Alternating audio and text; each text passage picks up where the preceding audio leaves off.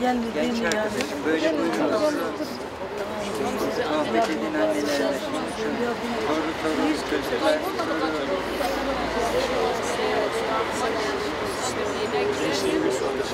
Herkes geçti sevgiler. Gençler görebiliriz. Asker bizimkiler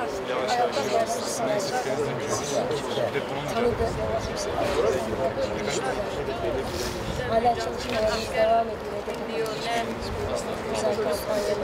ne öğrenci Geliyorlar, imzaları veriyorlar. Gelemediler ama selamlarını getiriyorlar. Ama biz Allah razı olsun. Kaç sene oldu abi? 4 sene oldu. Ben İstanbul'da geldim. İstanbul'da Nereden? İstanbul Sultan Gazi. Çocuğunuz da mı orada? Benim çocuk işte orada alıyor. Ben orada oturuyorum.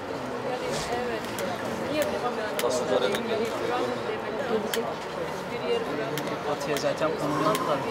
Hı? Oralara hep konumlandılar zaten. Aynen.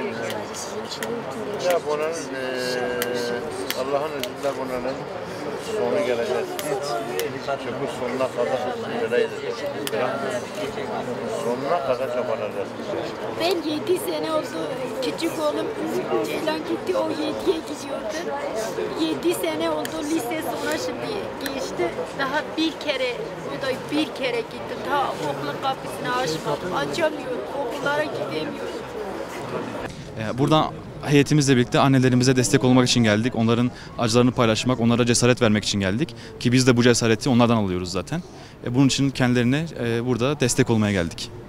Ben tabii ki hepiniz benim evladımın yaşında evladımdır ama benim elimde değil. Yani bir öğrenci gördüğüm zaman kendimi tutamıyorum. Hani yanlış anlamayın.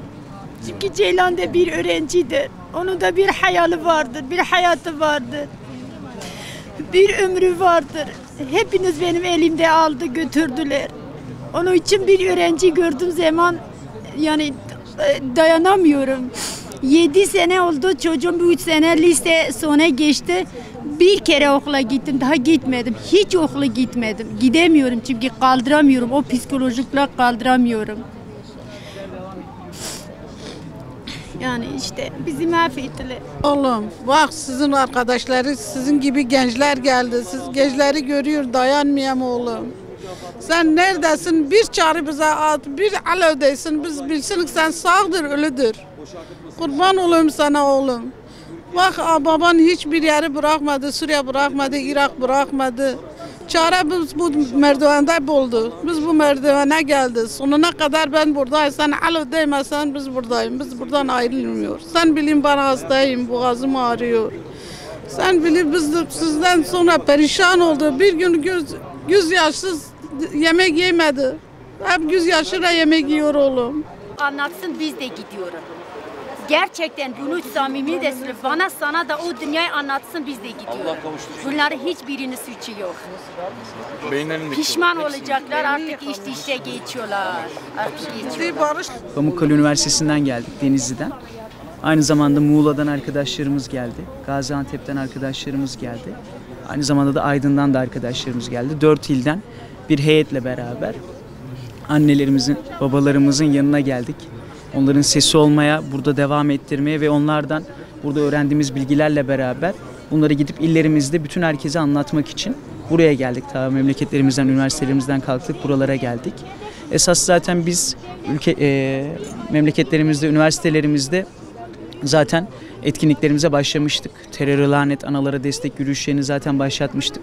Üniversitelerin her yerinde, kütüphanelerden tutun da ne bileyim yemekhanelere kadar her yerde bildirilerle beraber, açıklamalarla beraber gençliğini tek bir çatı altında, o da burada HDP Diyarbakır İl Binası önünde direnen annelerimizin yanında bulunabilmesi için, onları anlayabilmesi için, destek olabilmesi için böyle tarz etkinlikleri gerçekleştirdik. Gerçekleştirmeye de devam ettireceğiz. Bu mücadelenin sıkı takipçisi olacağız. Biz üniversite gençleri olarak bu işin sıkı takipçisi olacağız. Onlar kaçırılan sadece bir ananın bir babanın evladı olarak bakmıyoruz. Onlar bizim de kardeşimiz. Artık terör örgütü PKK'nın ve onun yasal kollarının ülkemizde de çok ciddi bir şekilde destekler alıyorlar. Artık destekler de almasını istemiyoruz. Gereken neyse de devletimizden de isteğimiz de zaten budur. Yapılmasını istiyoruz. En büyük isteğimiz de bu. İmza kampanyalarımız var. Tüm üniversitelerde, tüm illerimizde imza kampanyaları düzenliyoruz. O imza kampanyalarımızda en sonunda gerekli mecrilere de zaten ulaştıracağız. Bunlarla ilgili de zaten açıklamalar da gerçekleştiriyoruz. Her gün buraya artık gelecek. Burada biz ailelerimizle beraber yan yana olacağız. Yarın da Konya'dan, Antalya'dan arkadaşlarımız gelecek. Bunun bilgisini vereyim isterseniz buradan direkt. Bu bir hafta boyunca sürecek bir görüşmeler gerçekleştireceğiz. Bizim buradan öğrendiğimiz, bizim buradan ailelerimizden gördüğümüz o ateşi illerimize taşımak için buralara geleceğiz. Vallahi bunlar geldiler, biz burada çok sevindi. Onlara tek tek teşekkür ediyorum. Çünkü buraya geldi, bize bir moral verdiler. Bize bir destek verdiler.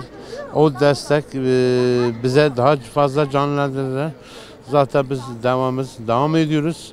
Sonuna kadar mücadele edeceğiz biz. Bunlar geldi, biz daha iyi oldu. Daha ayakta durdu biz. Teşekkür ederiz. Onlara da söyleyeceğim. Çünkü artık korkmuyor. Bir anne ne için yaşıyor? Bir anne evlat için yaşıyor. Evlat için yaşıyor. Allah'ım bu saatten sonra benim ömrüm ne kalmışsa Ceylan'la beraber geçecek. Allah'ım artık bunun ismi yok. Gerçekten yok. Yok. Ben zaten buraya gelen her şeyi gözüme alarak geldim. Benim ne kadar burada şu anda dostum oldu, o kadar da düşmanım oldu. Bunlar her şeyi gözüme alarak geldim, burada oturdum. Ama kararımda vazgeçmiyorum. Ceylan 7 sene, 6 sene oldu, 7'ye giriyor. O hayatla sürüyor. O 7 senenin ömrü orada geçti. Benim de bir sene geçsin burada. Bir sene geçsin, ne olacak? Bana ne olacak?